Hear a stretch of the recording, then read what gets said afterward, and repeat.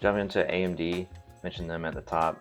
Last week, I was talking about AMD and how their earnings report came out.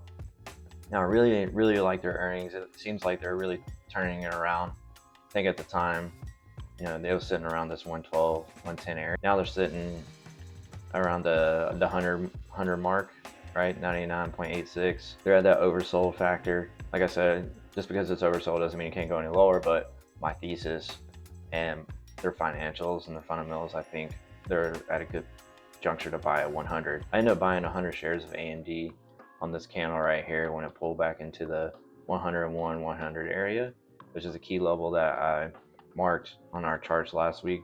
So I'm carrying 100 shares.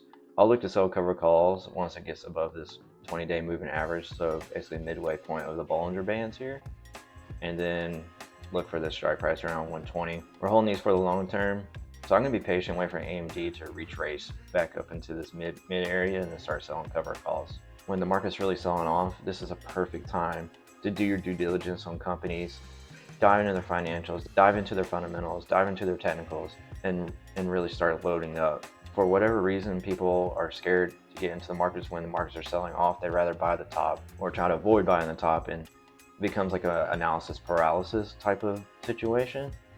The biggest thing is to get into the market. You can't time the market, but you can have time in the market.